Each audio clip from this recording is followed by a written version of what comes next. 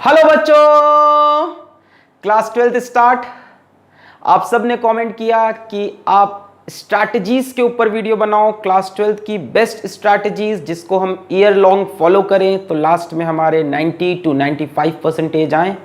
और वो वीडियो लेकर हम आ गए। पहले से एक डिस्क्लेमर दे दें कि इस वीडियो में सिर्फ और सिर्फ क्लास 12th की बोर्ड की बातें होंगी, कंपटीशन की, आईआईटी की, नीट की कोई बात नहीं होगी, तो इस बारे में आप कमेंट नहीं करिएगा। चलिए स्टार्ट करते हैं। सबसे पहला पॉइंट है कि सिलेबस का print out now. Now means अभी अभी अभी।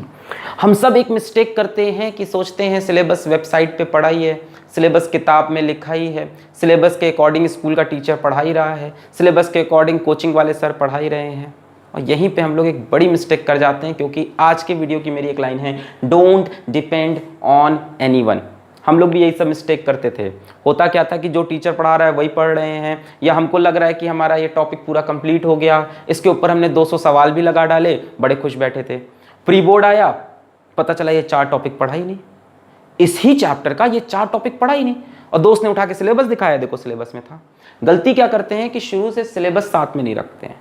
सिलेबस का प्रिंट आउट हाथ में रखिए, जब भी एक चैप्टर कंप्लीट करिए तो सिलेबस के अंदर अंडरलाइन करिए, ये हो गया, ये हो गया, ये हो गया, अरे ये पॉइंट छूट गया, ये मेरे टीचर ने पढ़ाया नहीं। होता है कई बार होता है, कोचिंग का टीचर कोई चीज स्किप कर दिया, स्कूल का टीचर स्किप कर दिया, कई टीचर, कोई भी कर सकता है।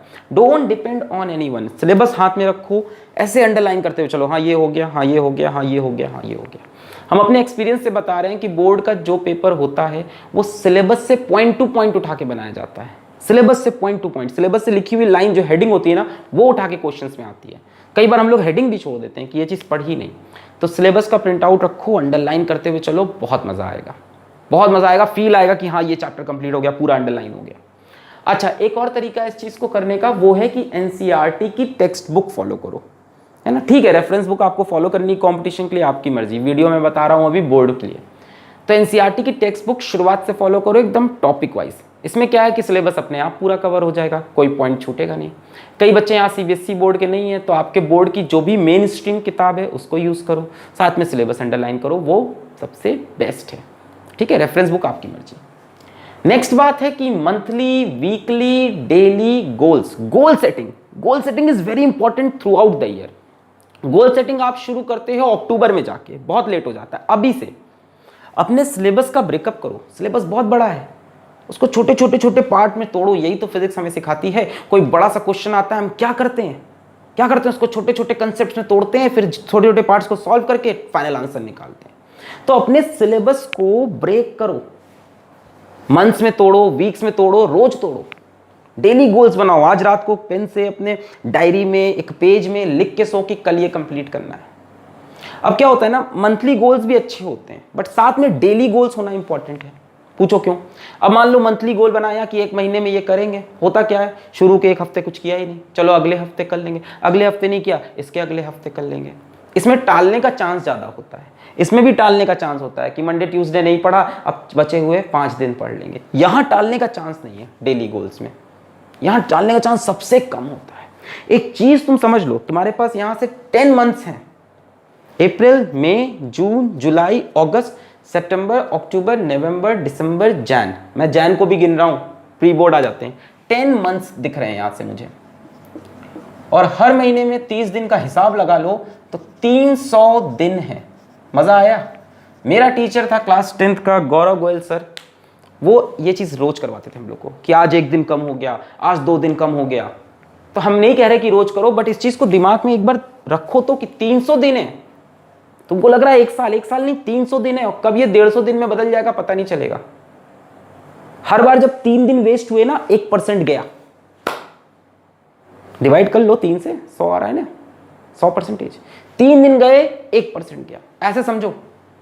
तो आप सोच रहे हो ना अगले महीने से पढ़ेंगे, 30 दिन चले गए, 10% चला गया। इस चीज को फील करो, सिलेबस को ब्रेक करो, अपने गोल्स बनाओ, अपनी डायरी में लिखो। जैसे मान लो किसी आपके सब्जेक्ट में 20 चैप्टर हैं, तो आप उसको ब्रेक करो कि 2-2 चैप्टर पर मंथ करने हैं। Don't depend on anyone. Coaching में जैसे चल रहा है वैसे नहीं, अपना टारगेट बनाना है। Next is very very very very very important. गांठ बांध के लिख लो ये बात भाई साहब, यहां से नंबर आते ही आते हैं। ठीक है, teaching experience, previous year paper, board के प्रीवियस ईयर पेपर खरीद लो, चैप्टर वाइज खरीद लो और शुरुआत में खरीद लो। बच्चे पहुंचते हैं ये खरीदने नवंबर में।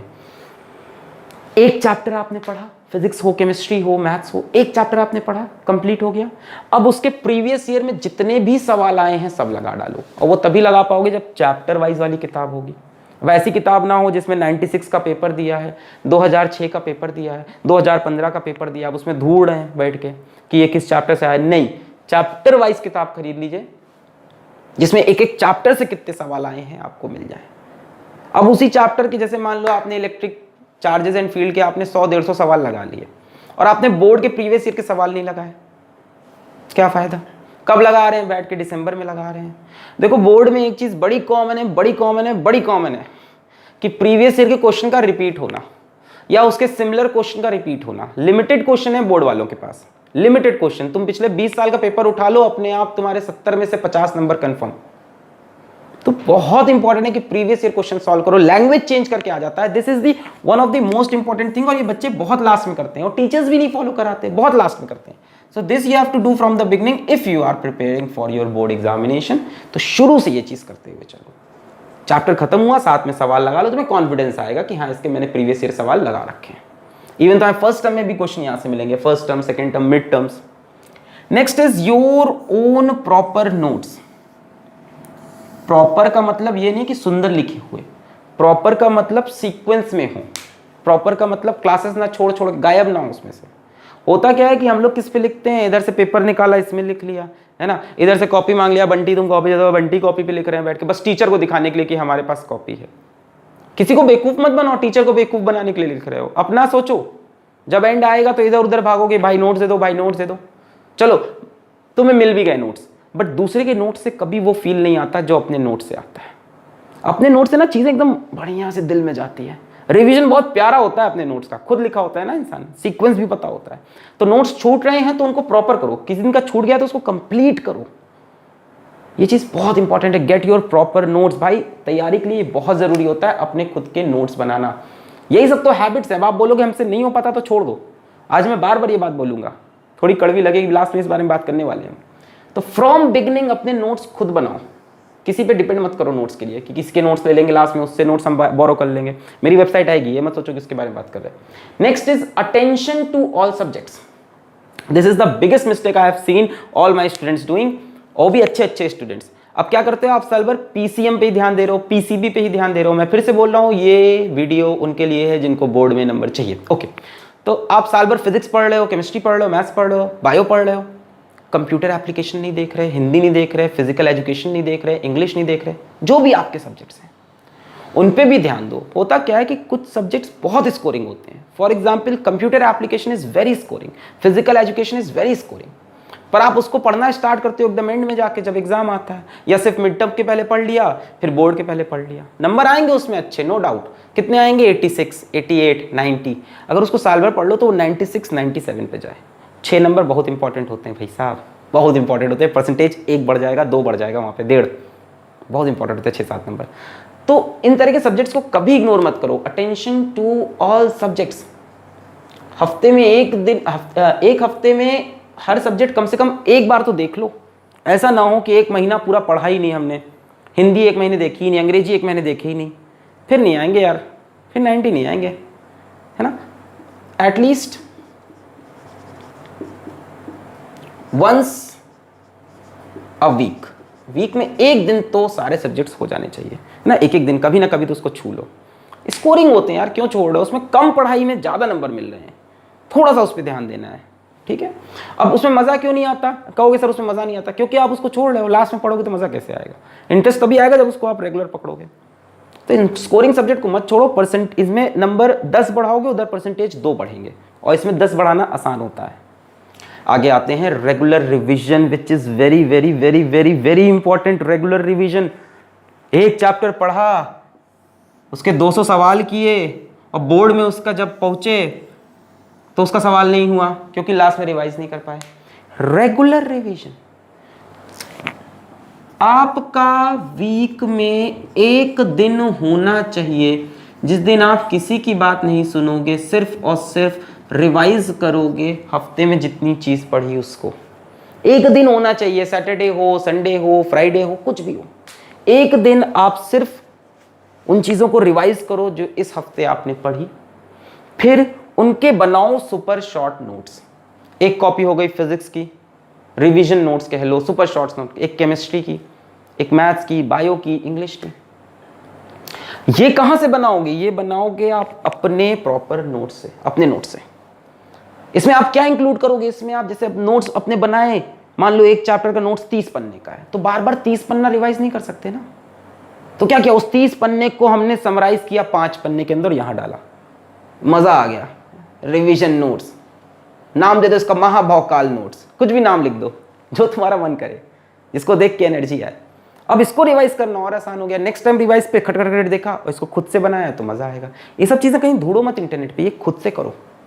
हाथ चलाना पड़ेगा भाई साहब, खुद से करना पड़ेगा, बहुत इंपॉर्टेंट है। इसमें प्रीवियस ईयर के क्वेश्चंस डाल दो, प्रीवियस ईयर में देख रहे हो एक ही चीज बार बार आ रही है, उठा के वो पॉइंट लिख लो कि ये तो बार बार आ रहा है। ये आपका लास्ट एकदम फाइनल टच होना चाहिए। ये अभी से प्रिपेयर करो। ये प्रिपेयर आप अक्टूबर में करते हो, ये आपका तैयार रहे सारा, आपका जो ना जितना भी एम्यूनेशन है, स्टेन गन, जितना भी आपका बम वम है, सब लेके चलो, गोला बारूद, लास्ट में जाके बस मारना है, दुड़ी उड़ा देना है लास्ट में।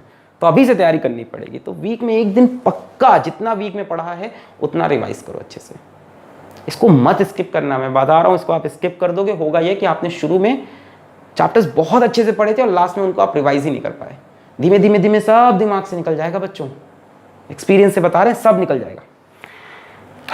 Last thing is distraction, but before coming to this let us discuss कि मैंने आज आपसे क्या बोला, इसके बारे में बात करते हैं। मैंने आपसे बोला कि आपके पास सिलेबस का प्रिंट आउट होना चाहिए, आपको आज घर से निकलना पड़ेगा, प्रिंट आउट लेने जाना पड़ेगा। घर में प्रिंटर है तो घर में प्रिंट करेंगे, कल सुबह लेंगे, परसों लेंगे, करना पड़ेगा आपको।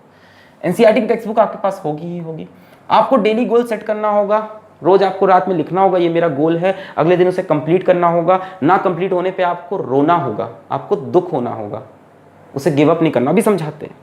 प्रीवियस ईयर के पेपर आपको खरीद के लाने पड़ेंगे। आलस में आप नहीं बैठेंगे कि इसको हम अक्टूबर में खरीदेंगे, नवंबर में खरीदेंगे, अभी नहीं, लास्ट में किया जाएगा। नहीं, फ्रॉम बिगिनिंग जो करना है आज कर, कल का कोई भरोसा नहीं।